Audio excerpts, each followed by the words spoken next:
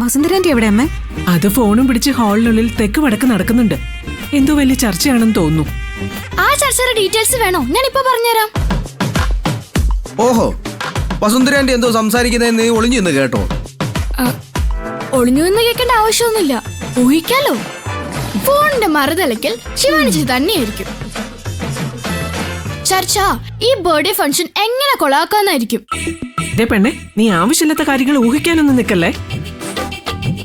അല്ലെങ്കിൽ നോക്കിക്കോ, ഒരു കാരണമില്ലാണ്ട് ഏട്ടൻ പോയി ശിവാനി ചേച്ചിയും അമ്മയും ബർത്ത്ഡേ ഫംഗ്ഷന് ക്ഷണിക്കോ. അവര് വരും, ഇവിടെ പ്രശ്നങ്ങൾ ഉണ്ടാവുകയും ചെയ്യും. അതിന് വസുന്ധരാന്റി കൂട്ടു നിൽക്കുകയും ചെയ്യും.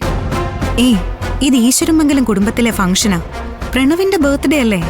അങ്ങനെ ഒരു ഫംഗ്ഷന് ദോഷം വരുന്നതൊന്നും ആന്റി ചെയ്യില്ല, എനിക്ക് ഉറപ്പുണ്ട്.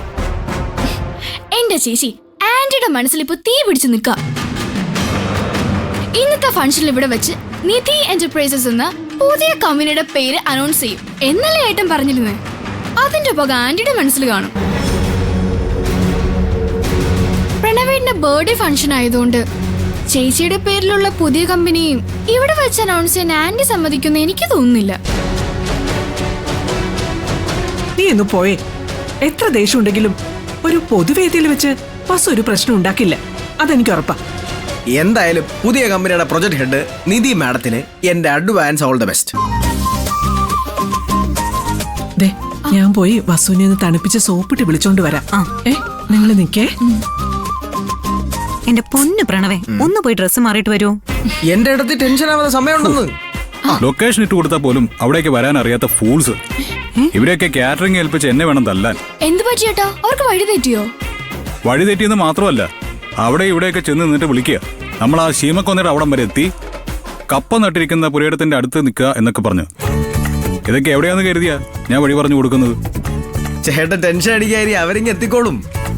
എത്തിക്കോളൂന്നല്ല, ഒരു വിധത്തിൽ അവരിവിടെ എത്തിയിട്ടുണ്ട്. പിന്നെ ടെൻഷന്റെ ആവശ്യമില്ലല്ലോ. ഇനി എന്റെ ചോദ്യത്തിന് ഒറ്റ ഉത്തരം പറയണം.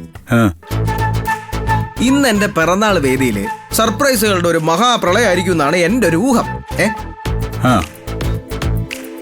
എന്തൊക്കെയാണ് ചേട്ടൻ മനസ്സിൽ ഒളിപ്പിച്ച് വെച്ചിരിക്കുന്നത്? സർപ്രൈസ് എന്താണെന്ന് നേരത്തെ ആരെങ്കിലും പറയോടാ മണ്ട. നീ നേരെ റെഡിയായി സ്റ്റേജിലേക്ക് വാ, അവിടെ വെച്ച് കാണാം. പിന്നല്ലാതെ